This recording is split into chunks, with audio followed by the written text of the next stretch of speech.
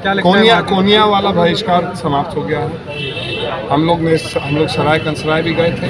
वही ठगी का काम भारतीय जनता पार्टी ने किया है पूरे देश के। प्रतापपुर के सारे साथियों से आज माफ़ी मांगना चाहता हूँ। कुछ दिक्कतें आ गई उनको बस दिलाने में, तो बहुत सारे साथियों को बस नहीं मिला। अगर वो मेरी आवाज़ सुन लें तो मैं हाथ जोड़ के माफ़ी मांग रहा हूँ। मैं कल से आपके पास आ रहा हूँ। व्यवस्था तो असल में प्रशासन ने जो हेलीपैड और टेंट की जगह बदल दी, उससे थोड़ी सी व्यवस्था में कमी आ गई।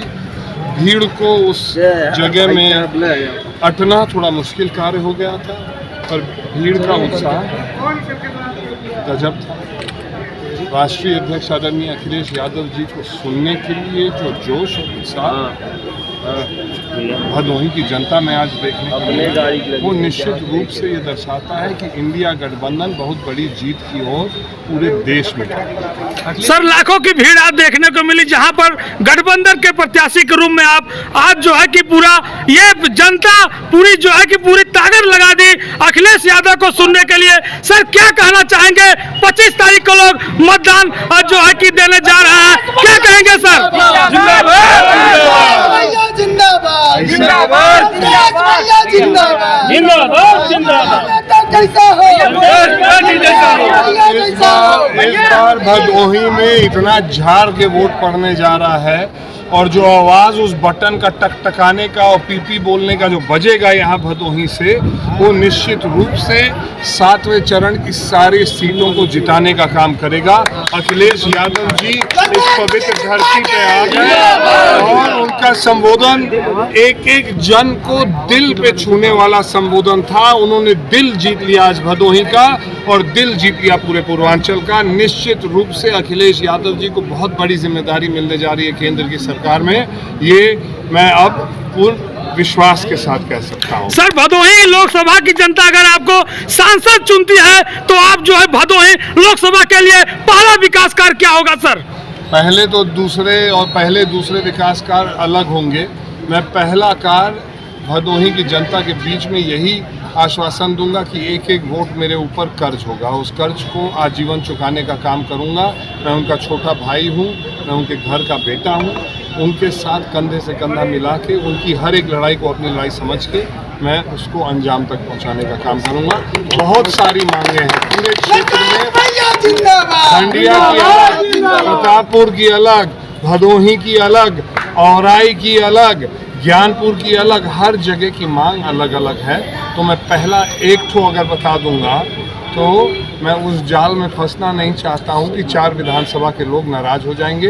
हर एक विधानसभा में एक बड़ा काम करके दिखाने वाले हम लोग हैं, और ये मैं जनता से बस वही अनुरोध करूंगा कि आप लोग उसका आदेश करिएगा। जल्दी जी 5 चरणों के चुनाव संपन्न हो चुके हैं, 6वें चरण का मतदान होना है। क्या लगता है इंडिया गठबंधन कितनी मजबूती से है मैदान? हम लोग को अभी तक पश्चिम में जो लहर चल रही थी, वो व्यक्तिगत तौर पे हम लोग, क्योंकि हम लोग के रिश्ते नाते पश्चिम में कम हैं, तो व्यक्तिगत तौर पे हम लोग देख नहीं पा रहे थे, ना सुन पा रहे थे। दूसरे तीसरे लोगों से हम लोगों को सूचनाएं आ रही थी, मगर जब से लखनऊ से आगे बढ़ने लगा है, जहाँ पे हम लोगों के व्यक्तिगत नाते हैं, व्यक्तिगत राजनीतिक संबंध है, व्यक्तिगत पारिवारिक संबंध हैं, जिन क्षेत्रों में पिछले चरण में चुनाव हुआ है, और वहाँ से जो संदेश आया है वो दर्शाता है कि इंडिया गठबंधन बहुत बड़ी जीत की ओर बढ़ रही है। और निश्चित रूप से मुझे लग रहा है कि अब जो चरण बीतते जा रहे हैं उसमें भारतीय जनता पार्टी शायद गिनती की भी सीट अगर 1-2 तो जीत रही है तो बहुत बड़ी बात होगी। नहीं तो पिछले चरण का जो रिजल्ट है आप देख लीजिएगा, 0 पे भारतीय जनता पार्टी आई है पिछले रिजल्ट में, पिछले चरण में। बंगाल से भी वही संदेश उठ के आ रहा है, बिहार से भी वही संदेश उठ के आ रहा है, ओडिशा से वही संदेश उठ के आ रहा है, मध्य प्रदेश से, छत्तीसगढ़ से, राजस्थान से, महाराष्ट्र से, तेलंगाना से, केरल से, तमिलनाडु से। आप एक एक राज्य में भारतीय जनता पार्टी के 0 के आंकड़े आ रहे हैं। और क्या कहना है, देश बदलाव चाहती है, नौजवान सड़क पे ललकार रहे हैं बदलाव के लिए। अगर आपको नहीं सुनाई दे रहा है तो एक बार पलट के आप पूछ लीजिए इन नौजवानों से कि ये क्या चाहते हैं। सारे नौजवान एक सुर से बदलाव चाहते हैं, इस सरकार को हटाना चाहते हैं, क्योंकि इन सब के हक और अधिकार छीना है इस सरकार का। हम लोग इंडिया गठबंधन की बात, जो इंडिया गठबंधन के साथ ही हम लोग बात कर रहे हैं, इन सब नौजवानों को, एक एक नौजवान को हक और हिस्सा दिलाने की बात हम लोग कर रहे हैं। इसीलिए ये हम लोग के साथ हैं। भारतीय जनता पार्टी के पास इनके लिए कोई एजेंडा ही नहीं है। ललित जी, दुर्गागंज के सराय कंसराय और कोनिया क्षेत्र में मतदाताओं ने मतदान का बहिष्कार किया है। मतदान में कुछ ही दिन शेष बचे हैं, क्या लगता है? कोनिया वाला बहिष्कार समाप्त हो गया है। हम लोग सराय कंसराय भी गए थे। वही ठगी का काम भारतीय जनता पार्टी ने किया है पूरे देश के साथ।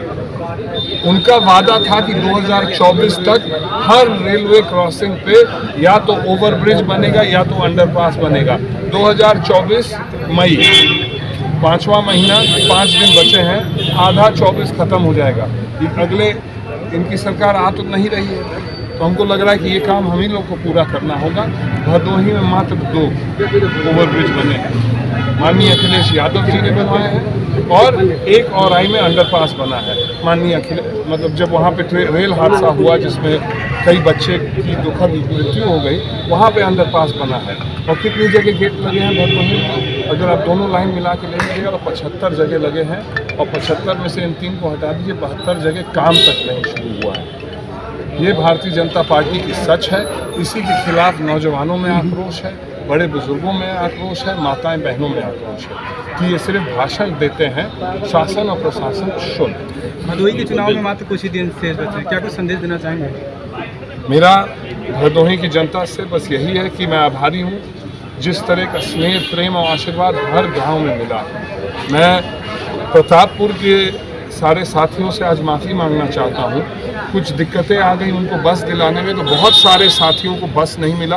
अगर वो मेरी आवाज़ सुन लें तो मैं हाथ जोड़ के माफ़ी मांग रहा हूँ। मैं कल से आपके पास आ रहा हूँ, व्यक्तिगत तौर पे माफ़ी मांगूंगा जहाँ जहाँ बस नहीं पहुँच पाई। मुझे लगता है कि इलाहाबाद में आज प्राइम मिनिस्टर की रैली भी थी और ये वाली भी थी, तो बस मालिकों के पास बसों की व्यवस्था नहीं थी, इसलिए कुछ कटौती उनको करनी पड़ी। पर मैं भदोही की जनता से बस यही कहूँगा कि आप लोग ने ये लड़ाई लड़ी, आप लोग ने अपना भाई और अपना बेटा